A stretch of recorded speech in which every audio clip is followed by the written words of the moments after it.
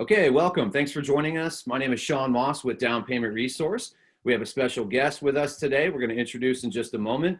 This is part 5 of our Path to Homeownership series, trying to help you guys understand and continue down the path toward home buying and home ownership.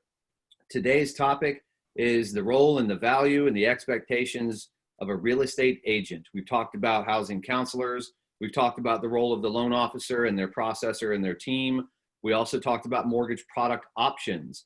Our last series was about the homebuyer education course. Today, we're going to round out that process flow with the role of a real estate agent. And then in a couple of weeks, we'll get to our final part of this series, which is what does home ownership look like after you close? So a little bit about us at Down Payment Resource. We track and monitor all of the homebuyer programs around the country for down payment assistance, closing cost help, tax credits, and so forth. We've talked about a lot of those products along the way here. Our primary goal is to help raise awareness of down payment assistance programs for you and for the real estate agents and loan officers and others that help you. What we're going to talk about today is, again, the role of the real estate agent, and in particular, what buyer representation means and why it's important that you have your own representation. We'll talk about upfront expectations in the home buying process. We'll talk about the property search experience, negotiating contracts for the purchase of a property, and overall understanding the home buying process and protecting you and yourself and your expectations throughout that process.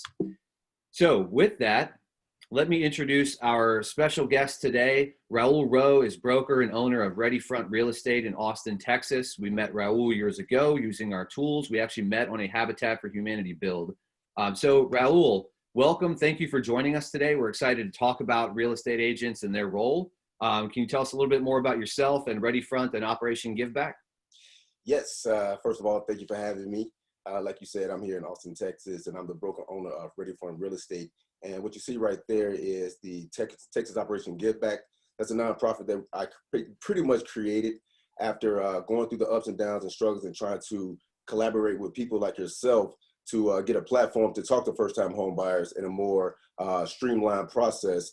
It was just too many loopholes, too many red tapes. So I just decided to, create something myself. And what we do with Texas Operation Giveback prior to COVID, we basically hold a seminar where we invite a mortgage loan officer, home inspector, home insurance, even credit repair being there, and myself, obviously. And everybody get up and speak for 15 minutes, and they have booths off to the side. So it's 30 minutes of introduction, 15 minutes, everybody who play a part in the home buying process speak, and then it's 30 minutes of, just meet and greet and just having one-on-one conversations. Getting all the information that you need, and you taking this information as far as the contact information. So whenever you're ready to start the process, you don't have to search Google, you don't have to search Facebook. You already talked to these people, you met them, you already got a better understanding of the process, so you can just hop right into it and keep the ball rolling. So I'm excited to be here, and I'm ready to take any type of first-time home buyer questions you may have. Well, good deal. And we love that Operation Giveback idea. We've actually talked a lot in this series, and for those of you joining us that have been participating in the previous sessions, we've talked about building that team. And the team is, it's Raoul, everybody you just mentioned, the loan officer, the realtor, the insurance agent, the inspectors, appraisals. Everybody's part of a big team, and you got to have a good team around you to have a good home buying experience. So let's dive in here. Our audience today, Raoul, is mostly first-time home buyers. And most of them, when we ask them the question, are looking at properties, but have not gotten pre-qualified or started to build that team. So can you tell us, what is the role of a real estate agent? For those that haven't discussed home ownership with a real estate agent yet, what's the role of a real estate agent? And in particular, why is buyer representation so important? So when you think about the role of a real estate agent, you can almost think about when it comes to, sports players. They out there, they're playing the game, but they have a representation or agent to be that one in between to whatever type of negotiating of the contracts and, just overall process to make sure you get on the right team and just so you can focus on your game. Well, when it comes to the real estate side of things, we have something that we have, it's a contract that you may sign up depending on what state you're in, but we're here in Texas, we have the buyer's representation agreement. And once you sign that contract with that representation, they have fiduciary duty. You got to understand that you as a buyer, you are the the owner. You are the one that's in charge, and everybody, including myself, when that process starts, we work for you, the buyer. So you got to understand the way to get in the contract, and not only that, if you're not getting the reputation that you feel that you deserve, you need to learn how to get out of that contract. So I have my clients understand both the ins and outs of it. And that's the most important thing that you're going to do when you start your home buying process, is seeing who's going to actually have, I ain't going to say hold your hand, but pretty much hold your hand throughout the process, because you don't know what you don't know. When it comes to the representation, they're going to link you with the right lender. First of all, they're supposed to listen. They're going to listen to your situation, whether you need credit repair, whether you need a down payment assistance. They need to understand that we're not mortgage officers, we're not loan officers, but we should be able to speak that language just based on your situation to say, okay, I got a team of lenders, because everybody don't work the same cases, and depending on yours, their representation need to make sure you get to the right person. So when it comes to the purchasing a home, the shopping for a home, they should be able to supply you and get you linked up with the MLS. Make sure that you understand what you're looking at when you're looking at the MLS, when it comes to the status and what, pending, active under contingency, all that stuff mean. And when it comes to shopping, knowing what right look like when you're actually going out there. What they are not, like I said already, they are not loan officers. They're not home inspectors. They're not appraisers. So everything that representation should be able to do for you, they should have another backing, like we were just talking about earlier, a teammate to actually bridge that gap to get that real specific knowledge, depending on the situation, where you are in the process. Yeah, and just real quick, we're going to talk more about the MLS and about negotiating contracts here in a moment, but you are a broker owner, correct? Yeah, yeah. And can you clarify the difference? Because a lot of these buyers are going to hear realtor, they're going to hear real estate agent, they're going to hear broker. Can you offer some clarity? Yes. So no real estate agent can work without having a broker to sponsor their license. So when you're out there and you're shopping, or you go online and you get linked up with a real estate agent, a lot of times that's the only person you're going to meet is the real estate agent. When you sign in that contract, if you look real closely, you will see that real estate agent's name, but under that name, they are working for a whole nother name and a brokerage, and that is the broker owner. So the brokers is the one you're actually in a contract with, not the real estate agent. So, and I'm glad you brought that up, because understanding that, yes, I'm working with a real estate agent, this is going to be my face-to-face first line of contact when I'm, out there shopping. But if this guy is not, answering your phone calls or responding to your emails or just doing something that you feel is not right, you need to have a direct line of communication with that broker. Me, in my situation, I am the broker. So when I work with my clients, I am that person that they work with. And only person above me is going to be the Texas Real Estate Commission, and that's TREC. And they pretty much, they're not for us when it comes to the brokers and real estate agents. They're literally for the consumer. TREC is in place to make sure that our profession and our industry within the state of Texas is doing the job correctly. You got consumer protection with them. If you got a complaint, you can file it through the Texas Real Estate Commission. So that regulates brokers, but the broker regulates the real estate agent that they're sponsoring. And I have one last question, unrelated, but related to some earlier comments you made. When we talk about buyer representation, I want to be clear what that doesn't mean. We hear a lot of times potential buyers looking at properties, maybe driving around and sees a sign in the yard and calls that realtor. Can you explain who that realtor represents and why that may not be a best practice? Yeah, and I'm going to go a little bit deeper, because that's a big thing when it comes to new construction. So if you're riding around and you see a sign in the yard and you say, okay, this is phone number, call me if you have any questions, you make that call. That person that you most likely talking to is the person who's representing the person who owned that house. That real estate agent is protecting and have a fiduciary duty of that seller. So that is I'm not gonna say that's the last person you want to talk to, but when you're really getting serious about, okay, let me check out the house, let me think about putting in an offer, you want to have your own separate representation who have fiduciary duty to you. You don't want to get caught and mingled in and having one person represent the buyer and the seller. So so that brings me to the new construction. So you go to these model homes. When you go into the model homes, the first person you're going to see, they're going to smile at you, have a plate of cookies and all that, and show you these nice upgrades and everything. And first thing they should ask you is, do you have representation? If you say no, they're not going to tell you to go find any representation. They're just going to say, hey, this is how we do things around here, sign this contract and move on. But that person that you're talking to, they're not a licensed agent. They're a salesperson, and they're working directly for the builder. they have somewhat of a fiduciary duty to the builder. It's not fiduciary, but at the same time, they're working for them. So even when you're doing a new construction, you still should have somebody representing you. And another thing that, you know, when it comes to having real estate agents or representation, is the thought that, oh man, I'm gonna have to pay for this.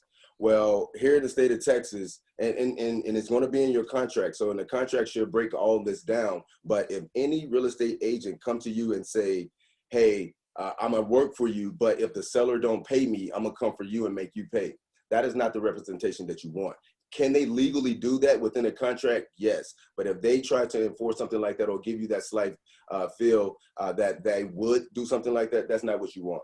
You should be, because all the payment comes at closing. Nobody get paid until that home is funded and closed. And that's when that seller that has already agreed with that seller's agent that, hey, I'm gonna pay you whatever percentage, you're gonna split this with the buyer's agent broker when you close in that house. And that's how the representation that's how your representation get paid. You is only thing you have to worry about paying, as we're going to get to it, but it's like the inspection and stuff like that at closing costs. But if we get down to all that good stuff, but you are not, don't ever fear talking to somebody and signing a contract and thinking that you're going to have to pay them for that representation.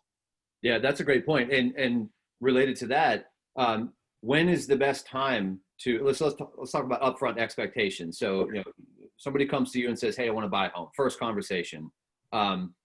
First of all, how does a buyer get to that point? How do you find a realtor that will represent you and not the seller? And when is the right time to contact a realtor? See, this is the most kind of, it's a tough situation to be in, because say if you was online, you was on Zillow, and what people and real estate agents do, they pay Zillow a certain amount of money a month to market on Zillow. So when you see a property, you see all these real estate agents pop up on the side of it. They're not necessarily the seller's representation, but sometimes the listing agent do show up, but it could be like 4 agents pop up. When you say, okay, hey, I like this, I want to know more information, it is a random phone call go out to those random 3 agents, and whoever pick up the phone first is the one that's going to take your call. Now, when it comes to, you know, if you know somebody and you trust somebody, you know somebody that's been in the process, say, who did you work with? You know what I mean? And you can start there, because you already know that you know somebody who knows the person that you actually, if they did a good job, you roll with a referral. But online, if you just got to do your research. If somebody say they're a real estate agent, Google their name, go to Facebook, go to their YouTube, go to their website, and how they present themselves online is going to be a good indication how they're going to treat you when you got a contract. Now, after you say, if you found somebody, they're going to work with you and you're going to move forward. With me in the state of Texas, the first time you link up with that real estate agent, they need to present something to you to identify who they are.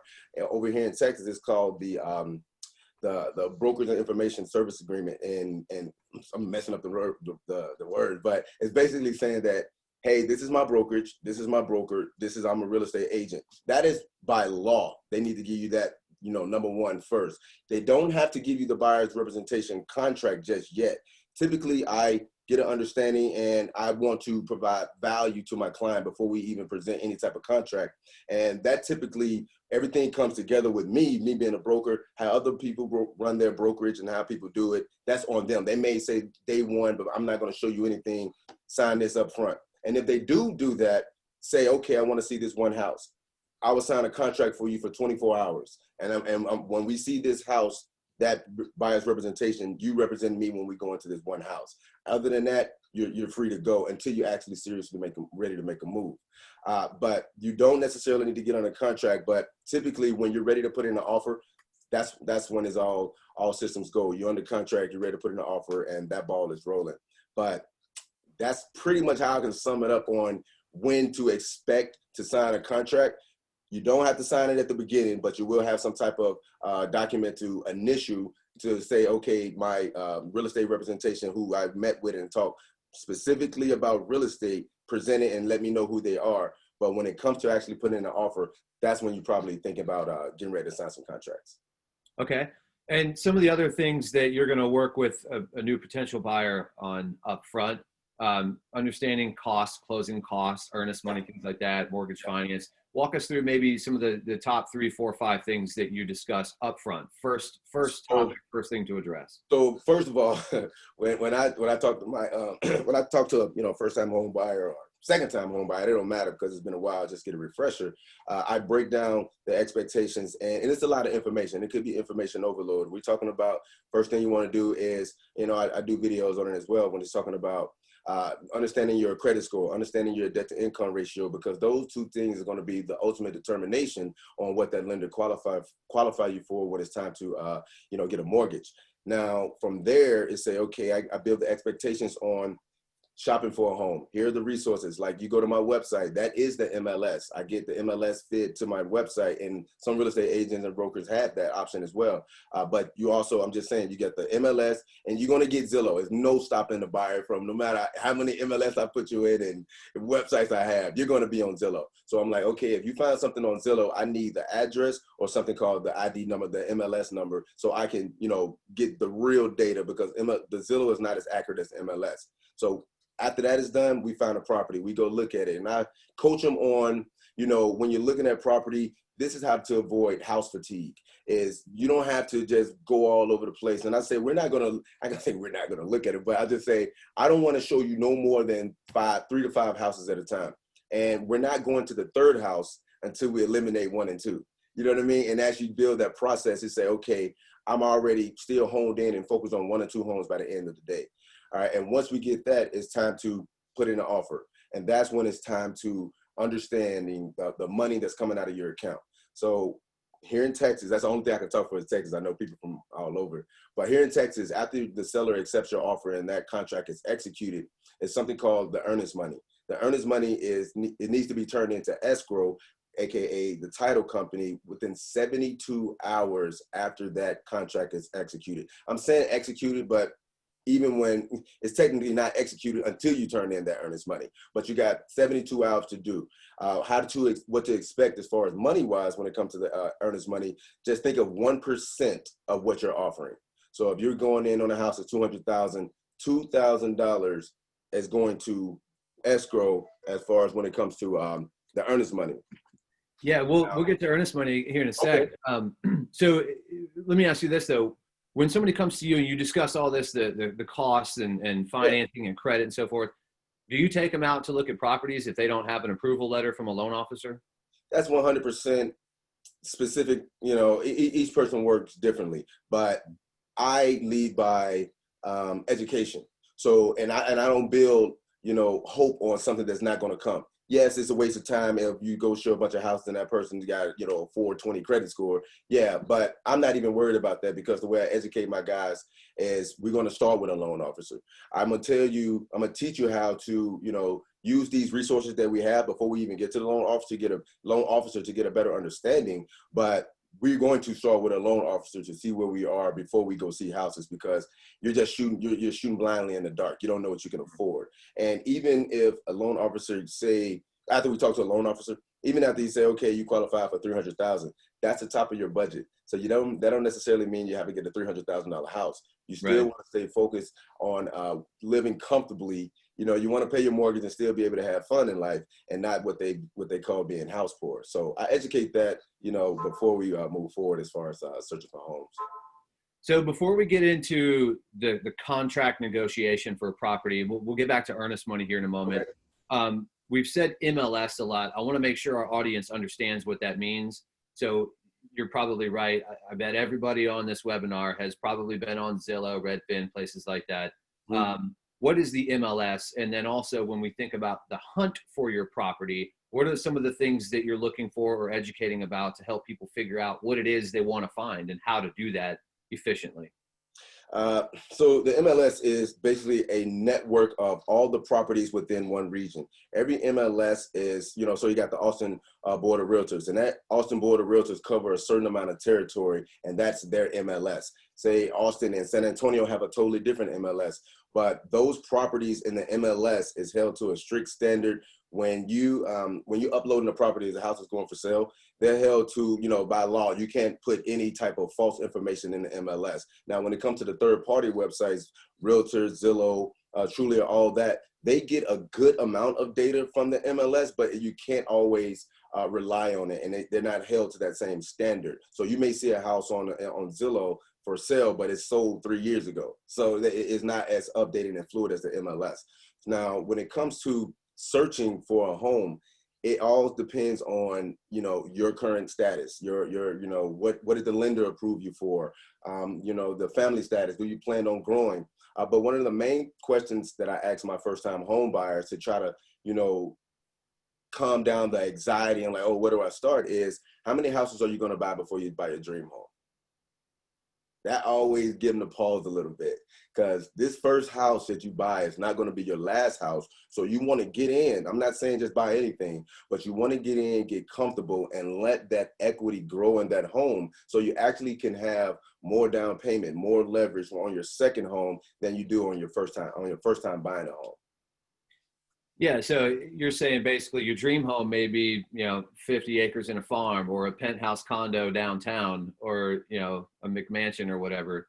But that's not what the first time home buyer is buying. So hone in on, you know, I think you were basically saying, you know, are you now or getting married soon? Do you plan to have children? How large is your house? How many bedrooms do you need? Yeah. Things like that.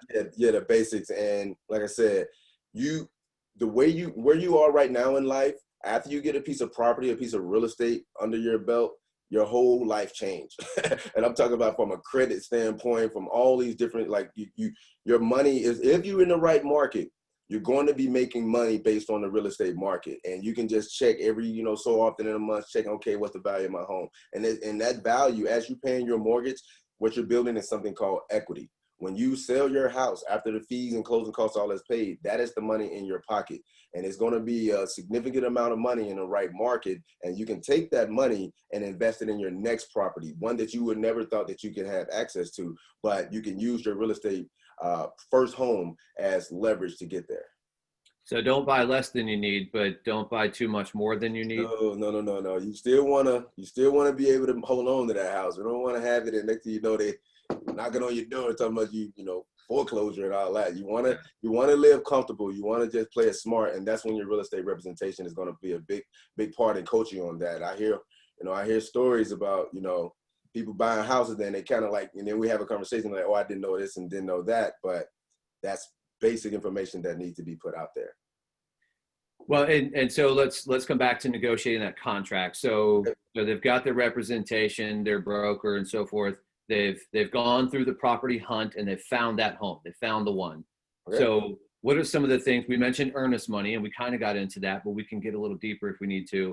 Okay. What are some of the things that you're helping your clients? What are some of the things a first-time homebuyer needs to be thinking about, aware of, negotiating for, in order to protect themselves and get the best deal? Always keep you in mind. Always keep you in mind. So you can't buy what you don't have. You know what I mean? So you got to say, okay, this is my situation. You got to understand the loan that you're getting. You got to understand your down payment that you're able to afford.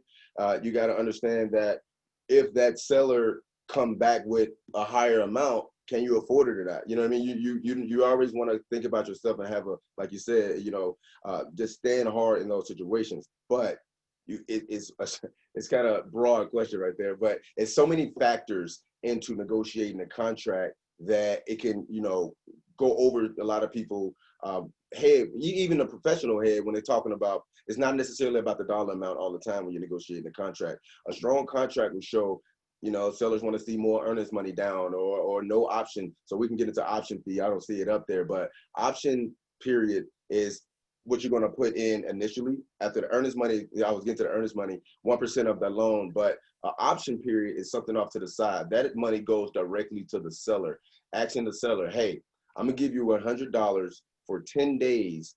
And that within that 10 days, that's when you want to get the property inspected. You want to get all the information that you can obtain on that home within that option period. And that gives you the option to walk away for whatever reason and get your earnest money back. It protects your earnest money if you change your mind. Without an option period, is other ways to, I tell my buyers, there's other ways to protect your earnest money, but the option period is for that reason. And like I said, that's $100 coming out of your bank account on top of the $2,000 that we had the scenario with the earnest money. The So contingencies, do you want to, you got something that you want to ask about when it comes to contingencies? Because that's another broad one. yeah, well, real quick on the option period. So Okay. basically, that gives you, let's say it buys you 10 days, you get an inspection, you get a termite inspection, all this. Something comes back and, there's a crack in the foundation.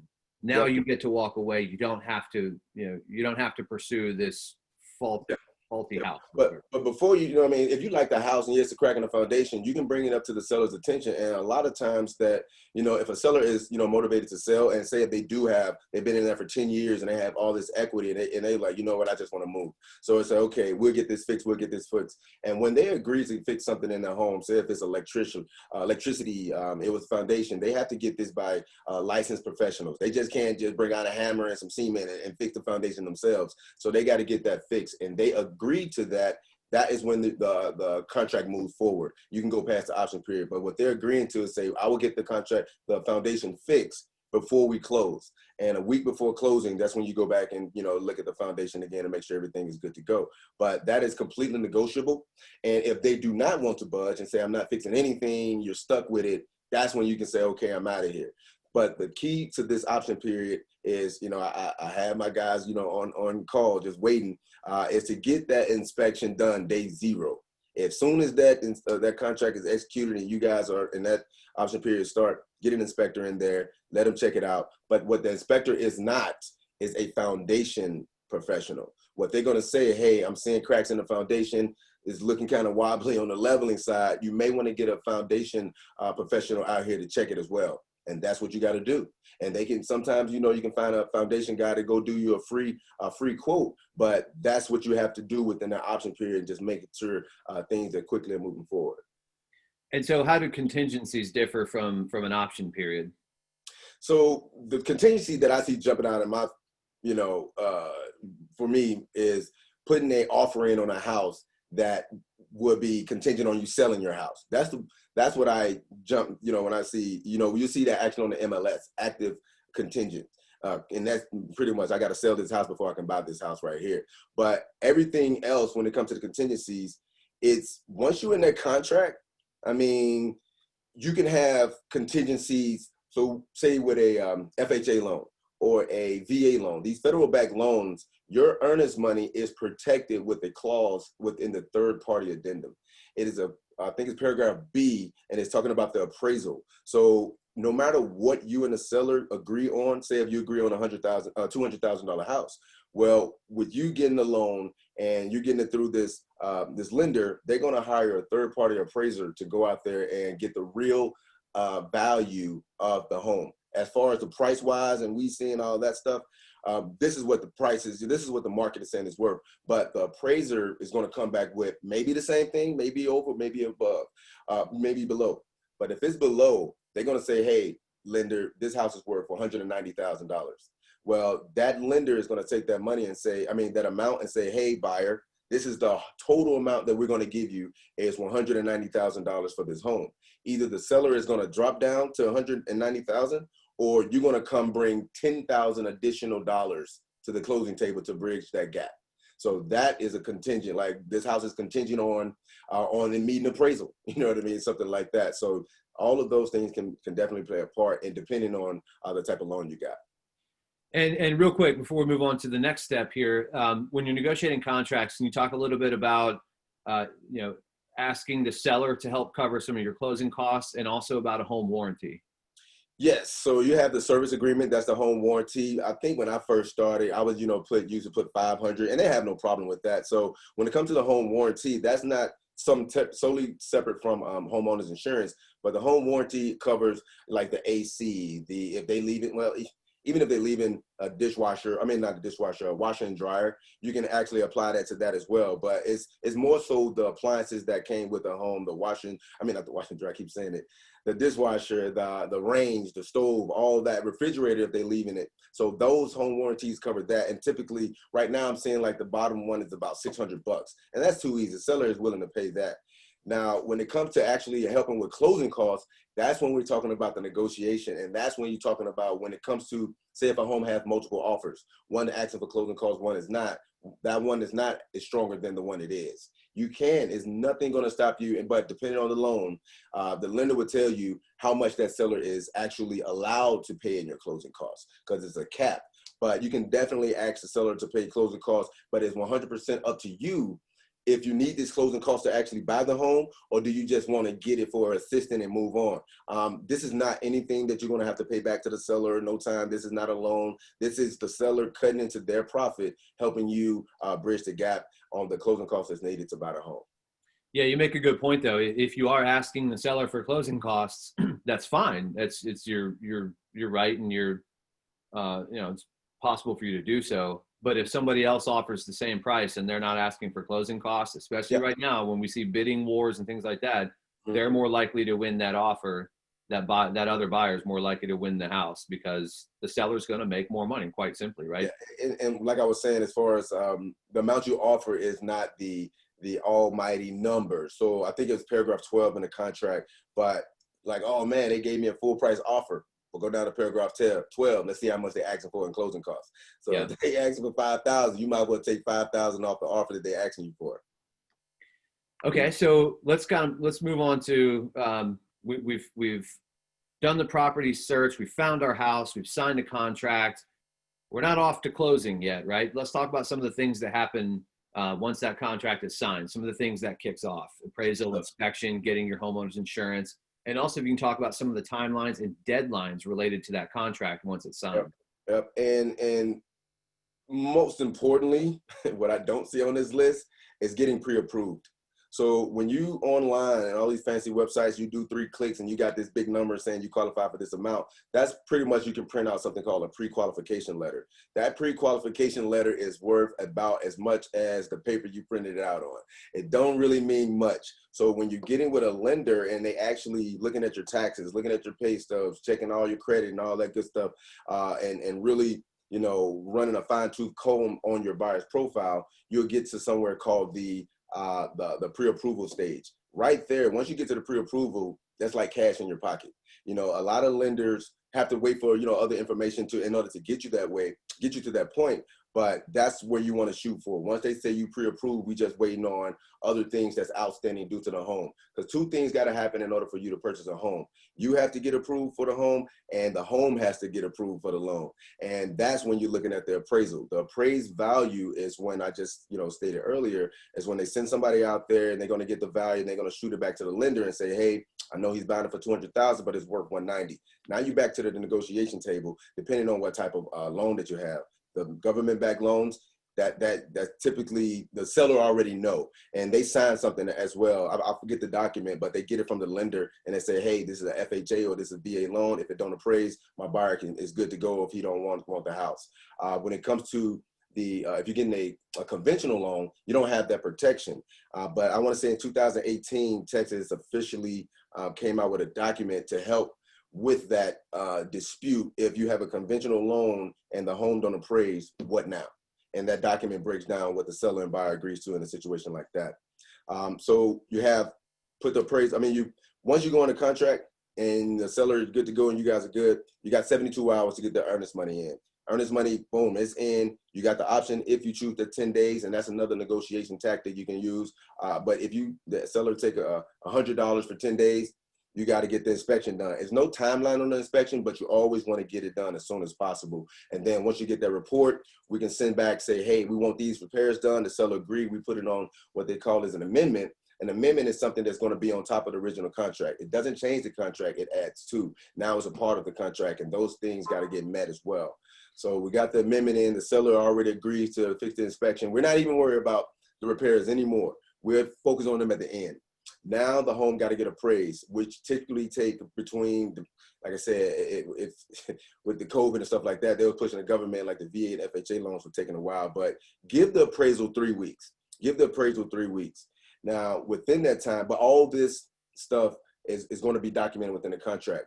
When I spoke on the third-party addendum, the third-party finance addendum, that document is telling the seller, hey, I'm getting this type of loan. I need this amount of time. It literally tells the seller, give me this amount of time to get pre-approved.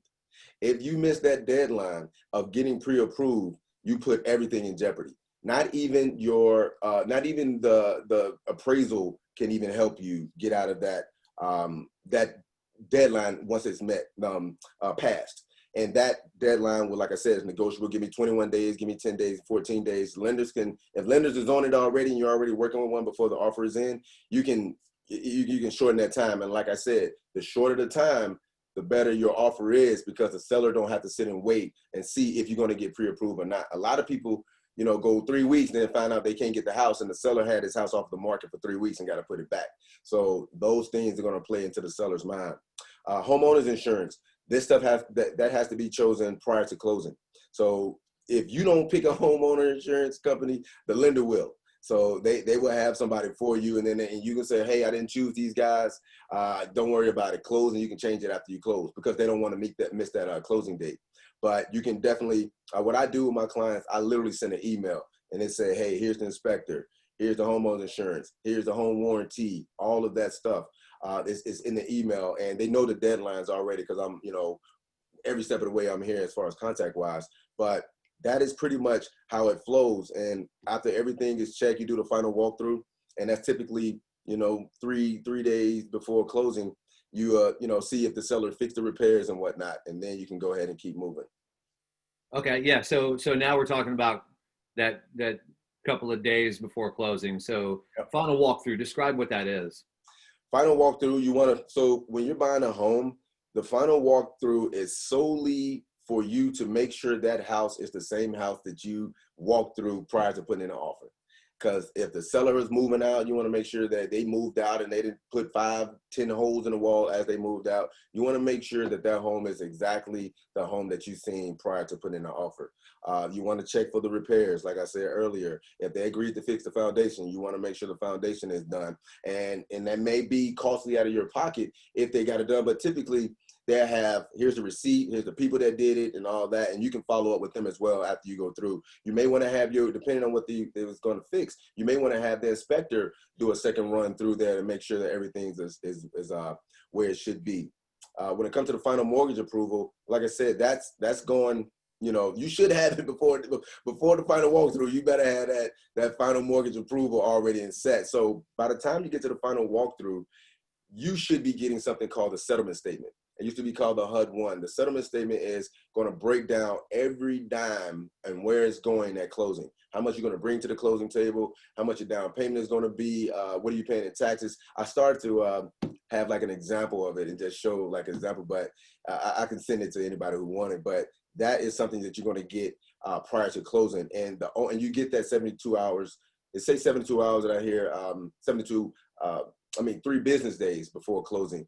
Because the only reason you are getting that is to check the math, because humans are doing it. And if the math ain't right, you said, nope, you guys supposed to have added this or take that out, and all that stuff is in that position. Now, when it comes the cost of moving, that is going to be, on a case-by-case basis, depending you're going to move yourself or you're going to hire some movers to do it and coordinate that. But typically, it's a good thing to, give yourself a little leeway. So if you was in an apartment and you did close, say on the 15th, you got 2 weeks to get out of there. So you can take your time and do it. But, sometimes it's at the end of the month and you got like a weekend to get out. That's when you really want to think about hiring a professional and get the balls rolling on that. Common pitfalls. Yeah. So after we've talked about all this, are there one or two things that you've seen people do in the midst of this home buying process that you would highly recommend they not do? It's not, I wouldn't say they not do, because I think your real estate representation should be that catch and don't do this and don't do that throughout the process. If you're listening to a good representation and they got your best interest in mind, you're not worrying about what not do. But I would say what you should do. One of the main things that you're going to get caught up when purchasing a home is your approval with the lender. Now, like I said earlier, I have a couple of videos on when it comes to, calculating your debt to income ratio, looking at your credit, and you want to gather 2 years of taxes. You want to have your pay stub, everything that they're going to ask for. You want to upload that to like a SkyDrive or something that you can just send a link to and just get ready to shoot it to the lender. And the faster you are able to get that back to the lender, the smoother the process is going to be. Purchasing a home, going through the process, getting appraisals and all this stuff, that's not the headache. The most complaints that I hear is dealing with the lender directly because they say, I sent that.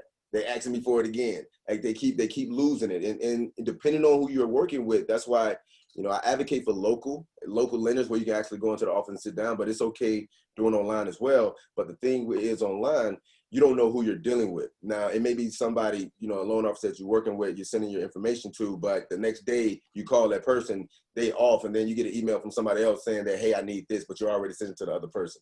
So that's why I say, keeping it at a real quick place that I can just, here's the link, I'm good to go. But other than that, I think it's so many pitfalls, but not so many pitfalls, but if you listen to the right representation, you follow this path, you don't have to worry about anything. Okay. So you close, you move in. Now what? You got your first mortgage payment, but you may have a little reprieve before it's due. Yeah, depending on the time of the month where you close. I was hearing like if you close before the 12th that you can, skip a month, but I think that's a lender by lender basis, and I don't think it's no real set rules to that.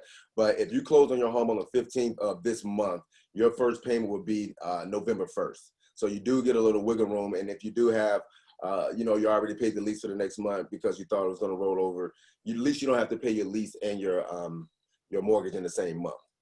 HOAs is going to be calculated. So that's within the process. You're already going to know about the HOAs when before you even buy the house. HOAs are so big, like it trumps, option time and all that. If once you get the HOA, they call it a resale package. You get to look over the package and say what you can and cannot do within that community. And they also have the laws and everything as far as like if they was ever sued, these are funds, these are meeting times, all that stuff is in the resale packet. You get 3 days to review that. If you don't agree with what's in that HOA, you literally can pull the plug and it's deal off because the HOA is that serious. But the HOAs. Real quick, I just want to point out HOA is Homeowners Association for our audience, which is, how would you describe that? They sort of oversee the goings on in the neighborhood? Your guess is as good as mine what HOA do. Now, HOA is supposed to maintain the neighborhood and making sure everything is good to go.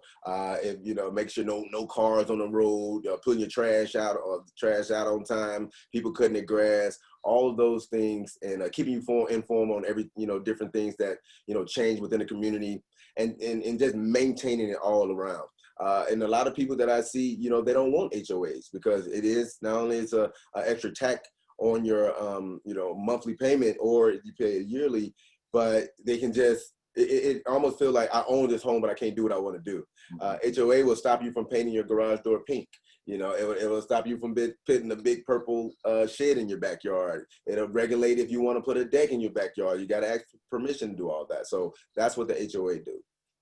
Okay, and then just real quick, these last couple of things. After you buy, after you close, after you move in, make sure you have an emergency fund. You are responsible for home maintenance now. There's no landlord to call. So any advice just real quick about maintaining the property going forward?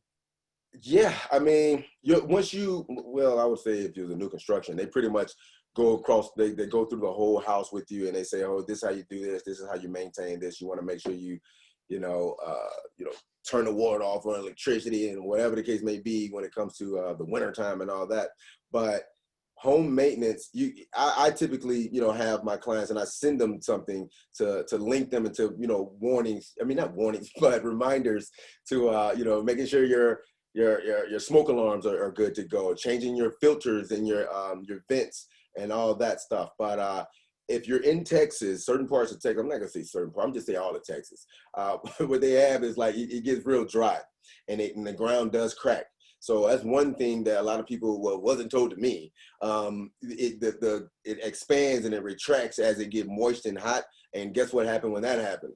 your house started doing this, and you're starting to get cracks in it and all that. So that is one thing that, you know, falls on the under maintenance of the home, and you can get like a circle to wrap around your house, and it just drip water and keep everything regulated as normal things. But home maintenance is real.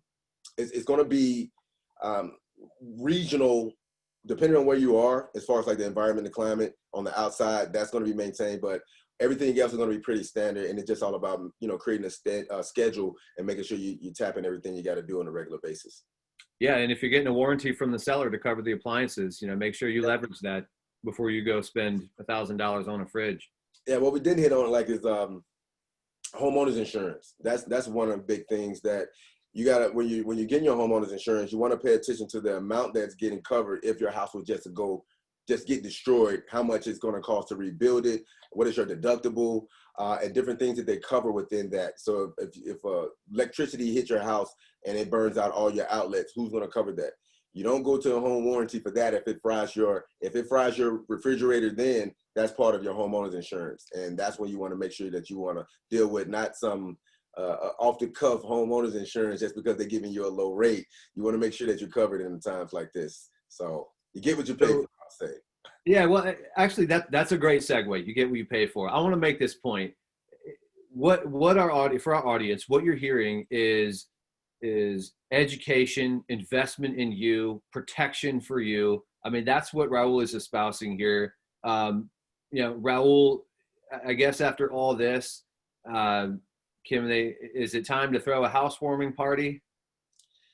I don't like people in my house, but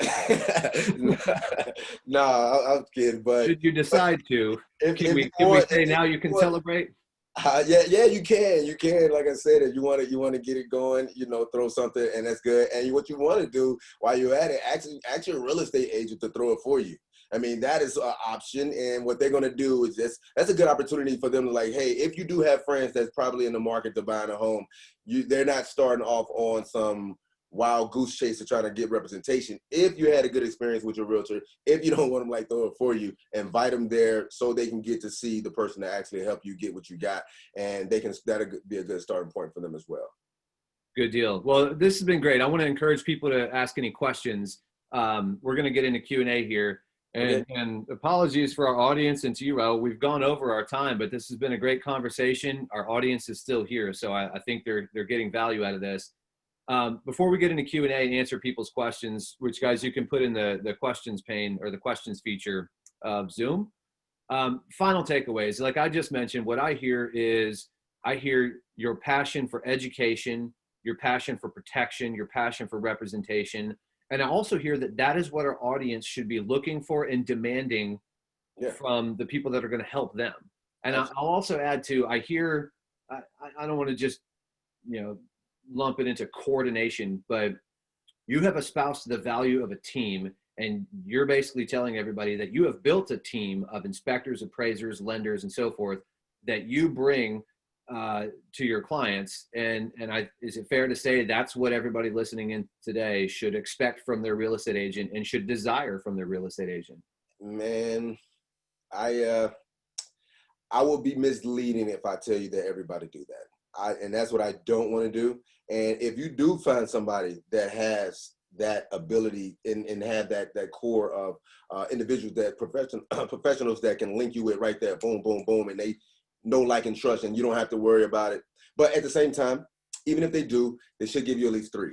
You know, you still choose who you want to work with. I don't force nobody to one individual, and because I don't get any money from them, and that's a big thing. A lot of people get kickbacks and whatnot. But if you find somebody and say, hey, I got somebody that I have worked with and stuff like that, give them a shot. As far as you can vet them, you can, like, hey, this, how much you charge, and you still want to compare their rates to somebody else. You know what I mean?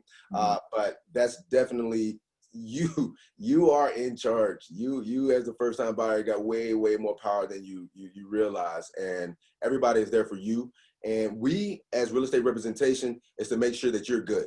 Is make sure if you have a problem, and like I said, even with my good people who I work with, if I have a problem with them or my client come back and say, hey, such and such ain't answering his phone, guess what? That guy is not on my list no more. You know what I mean? That's how I work. And it's always my clients first. And no, I can't imagine, you know, like putting my client or the people that I work with over my client. Like, no, it don't work like that. And you should expect that from your real estate representation. It's like, look, man, I better be number one in your life. That's good. And that's a good point too about, you guys, you're first time home buyers, but don't discount the power and the control that you have over your own destiny and over this transaction. All right. So I guess final takeaways, your real estate agent, your broker, they're there to serve and protect you. I think we've covered that in detail. Raoul, this was a comment you made in our planning for this webinar, but representation is going to make or break the experience. You want to end with that before we get into Q&A? You want to expound on that a little bit? Yeah. Like I said earlier, that's going to be one of the most important decisions you're going to make, because you can have representation all day, but if they leading you down the wrong path, that's going to be a more of a headache than you bargained for. And like I said, the only way you're going to really know that you're dealing with somebody like that is just watch this thing again and just know what to expect. And you can ask them questions. Do you have this? Do you have that? What do you do first? And what I also do, like I said, when you said what's the first thing I talk to my clients about and stuff like that, I have a PDF breakdown, and I say, I know it's a lot of information, but I'm gonna send you an email, and you click this email, and it's a step-by-step on exactly how we're gonna flow. And I'm on their time. I don't like, hey, hurry up, pick something, we gotta go. Like, no, I got clients that, been looking in MLS for a year. So, and that's okay, because they got to make sure they get what's right for them. But that's what you got to make sure, that if you get the right representation, you're going to be pretty golden throughout the process. Okay. So, Raoul, you got a few minutes to help us answer some questions? I see them rolling in now. Sure. Okay. For our audience, the last part of this series is going to be about successful home ownership, which we just kind of got into with Raoul, but now you're in the home. We're going to talk about your taxes and how your taxes are impacted, your mortgage, your escrows, and a lot of other things to help you with successful home ownership once you move in. But I want to put Raoul's contact information up here. If you need help from us, you can go to our website or contact us at info@downpaymentresource.com. You can also, Raoul, I'll let you describe, who you can help, how you can help, and then we'll get into questions. So right here, first of all, readyforrealestate.com is my website. All of my contact information is there. But I created this little one page, readyforrealestate.com/DPR. And what you're going to see is literally a form, name, phone, email, and how can I help? And you can just give me a good update on your situation and the state you're in and stuff like that. And I have a network across the United States of America of professionals. And once we get, a good, and I have my assistant, get to connect the dots with you. But once we get a solid foundation of where you are and what you need, what we'll do is link you with somebody that's, local to you in your state, and get the ball rolling from there. But that's pretty much what that website is about. It's just, okay, how can we help? It's not necessarily email me or give me a call. It's just starting from that point. Okay, good deal. So we also have in the background from our down payment resource team, Fern White and Veronica Kandawal and Tamara De La Cruz, who are, I can tell, answering questions. Fern, what's going on in Q&A? Any trends that you're seeing? Any open questions we can answer? Yes, thanks, Sean. There are several open questions that we would like Raoul to help answer. So the first one that came in early on during the webinar is when searching on Zillow and Realtor online sites, is the agent listed that tells you to contact them for a tour of the house? Is that person the seller's agent? Should they not be contacted? So yeah, we covered that a little bit, and it all depends. Sometimes, like I said, real estate agents pay to get their picture and link and contact information displayed on Zillow or Realtor.com. But a lot of times that if you are the listing agent, you don't have to pay for it. Like, hey, here's the listing agent. And if you look close, it had a title. Like, this is the listing agent. And if you see listing agent, they do represent the seller. Now, question, do you contact them if you want to see it? That is going to be 100% up to you. If they say, okay, we'll show you, but that don't mean you have to sign a contract with them. They can unlock that door and you can check it out and get a feel for when if you like it or not. But I would recommend from there is when you go find your own representation if you're ready to move forward. Great, thanks, Raul. There was another question that came in early on from Marie, and the question is, how might the contract read if your agent is trying to get one over on you? It all depends on what they try to get over on you. But like I said, the biggest thing, if your agent, the offer don't mean nothing. You know what I mean? The offer is what the offer is. And at the bottom of that contract is when you're going to see that's already known. The seller already agreed to pay your buyer's representation a certain amount of money. That can't be changed. Now, the only way they're going to be able to get one over on you if, I don't even want to say that, but in the buyer's representation agreement. The buyer's representation agreement is going to break down that specific relationship between you and your representation. That's going to say that, hey, if the seller don't pay me, you got to pay me. If I'm showing you some houses and, you know, me and you fall apart, and it's something called like a grace period. If you go buy that house that I showed you within 30 days, and that's going to be on that contract and how long it's going to be, I forget the terminology on it, but it's like a grace period that if you go buy that house that I showed you within that 30 days after that this contract, you and our relationship has broken, you're going to pay me commission. If that seller, and you may go with it, and the only time that they can't hold you to that if you find another representation. But if you go buy that house on your own, that real estate agent who showed you that house that you went and bought 30 days within that grace period, that's when you know that if that commission got to come out of somewhere. And that seller most likely is not going to pay that real estate agent. And they can hold you liable in the contract. And that's what you want to look for. If they try to get on you on that way, it's not getting over because it's on the contract. And it's not getting over if you actually sign an agreement. And I always say, don't sign anything without knowing everything. And that's when you want to make sure that if you don't understand that contract, have a lawyer to look at it. Great, thank you. So another question we have here from Vanessa: is a foreclosed home a good, viable option for a first-time home buyer? What are the pros and cons in purchasing a foreclosed home? It all depends on the first-time home buyer situation. Now, when you think of a foreclosure, it's going to go through a whole lot more scrutiny from a lender standpoint, depending on the type of loan that you get, especially the FHA and the VA loan.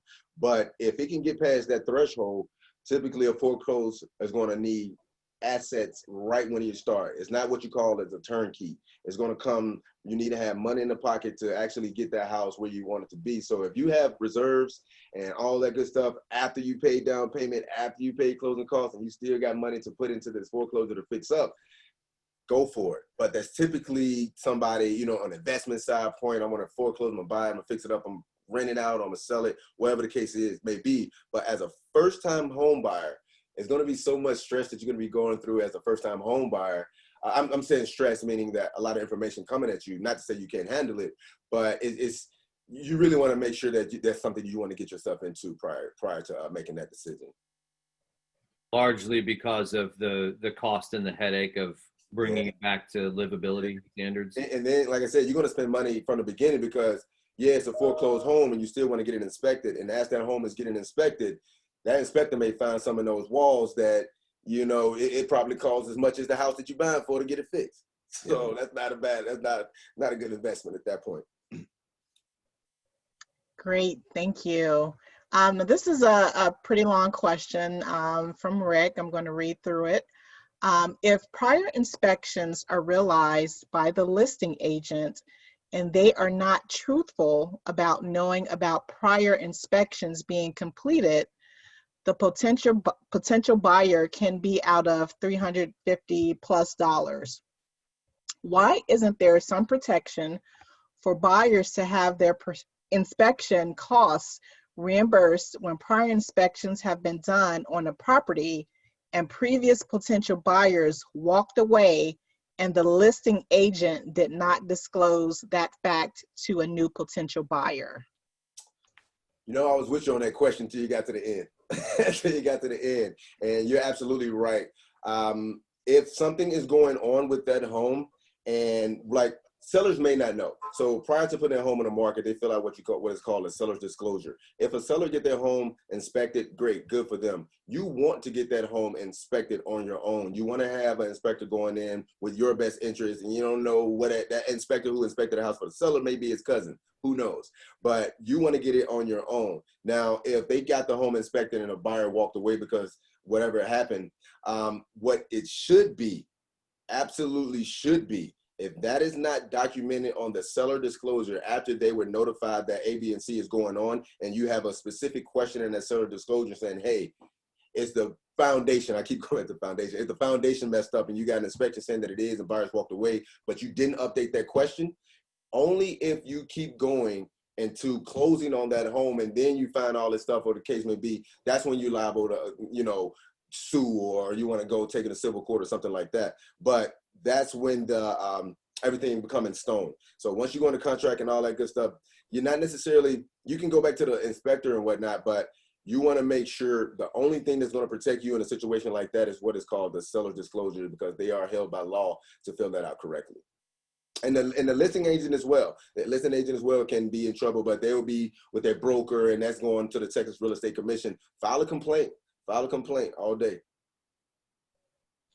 Great, thank you. Let's see, there's another one here. With the home option period, does it guarantee you get your earnest money back for any reason, even if you decide not to buy? Yep, absolutely. Long as you break it within that time period that the option period is allotted to, and you want to make sure, I'm going to say make sure, you just lose that amount. You get your earnest money back, but that option money that you paid to the seller, he keep that money. The only time you get that option money back is at closing, and that's if it's indicated in the contract, because they say, I want this amount of money for this amount of days, and at closing, this money is going to stay with the seller or go to the buyer towards closing costs. And always, I'm gonna say always because there's no other way, earnest money will be applied to your closing costs or down payment. Yeah, just to clarify, so Marcus is, I think he's really looking for a small fee, I can protect my larger investment. So you may not get that, you won't get that option money back if you walk, but you will get that big earnest money check back, right? Yep. Okay. You will. And like I said, that is, and a lot of people like, well, you this, well, you that. Well, it don't matter. An option is if you change your mind for whatever reason. Okay.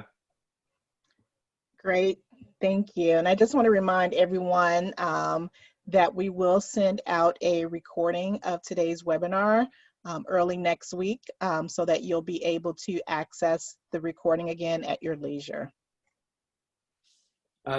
Raoul, I've got a couple more here I want to throw at you.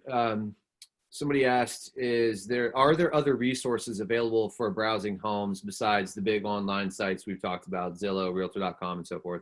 How do you recommend that your clients find out about and search for homes? Where do you send them? They're not, like I said, it's a good start. 85% of buyers start their research online, search online, and it is one of the big guys, Zillow and whatnot. But once you get real estate, you don't really have to have real estate representation to get this. If you get a realtor or that somebody that you're going to work with, just ask them like, hey, do you have access to the MLS? Do you mind putting me in the MLS and setting me up with this search criteria? And once you don't need anything else. Other than that, you're dealing with, Craigslist or something like that. You want to get access to the MLS because that associated in the market. I'm not just saying any MLS. Don't get an MLS in a market that you're not looking at homes in. You want to get somebody who's in the local market, get access to the MLS, and that's going to be pretty much the upfront correct information that you're going to get when it comes to searching for homes online. And if they got a website like mine, you can search properties on there, and that is the MLS. So you may not, have access to the database in MLS and he signs you up, but you can ask him if you got a website that has the MLS properties on it, you can start there as well. Okay. And then I think one last one here. What happens with earnest money at closing? Do you get credit for it? Yes, that earnest money is going to be, sometimes I think you can say, you got the option. So say if it was a VA loan. There's no down payment. So that earnest money will go towards your closing costs. Now, if you had a down payment, you got earnest money, you can say, hey, I wanted to go towards my down payment or my closing costs. But regardless of the fact, you will get that money back at closing. Okay, or credited back towards. Credited. Yeah. Okay. Okay, good deal. Well, Raoul, I think the questions have kind of stopped coming in here. This has been great. We love what you've been doing. This was an awesome conversation. Our audience is still all here, so I think this has been super valuable. I'll let you offer any final words before we let our audience go. You know, I want to say good luck out there, but at the same time, the best information I can give you guys is to start with you. If you're a first-time home buyer, understanding your buyer's profile is going to be the best thing that you can do. And like I said, you can link up with me as far as like on the website and stuff like that. And I can send you some resources. I even send you the PDF that I have to just walk you through the steps of the process of purchasing a home. But when I say start with you, you want to look at your buyer's profile. Check your bills, check your debt to income ratio. And that's pretty much the money you bring into your home before taxes divided by your main lines of credit, your not your rent, not your bills, not your utilities. I'm talking about your credit cards, minimum balance credit card payments, your card note, child support. Factor that in, and you want to keep that percentage as low as possible. The lower that percentage when you do that calculation, the more room that you got for a mortgage. And that's what the lender care about when they're telling you, okay, you can afford this amount. So once you start there, and you don't want to go all over the internet, clicking websites and filling out forms and having these people run your credit as well. The more, like I said, the more you understand yourself, the less you have to worry about it, because those credit inquiries eventually start ticking your credit score down, which is the bad reflection. And that's also going to dictate how much you get qualified for. So keep you in mind as you start the process. Everything else will fall into place, making sure that you have some good representation. And like I said, I don't care where you're at. You can email me if you got a question. I'm all about helping people no matter what. So if you have any questions, my email is not showing, but you can reach me at their website, and I'll take care of you, man. Like I said, it's all about information, all about education. And the more you get that, the better you're going to be throughout the process.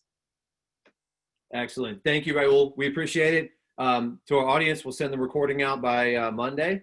And so if you guys want to revisit this, we talked about a lot today. So take the time to listen again and share this with your friends, your peers, anyone considering home ownership. And we'll see you on the next session. Thanks a lot, guys. Have a great day. Thank you, Raoul. All right, no problem.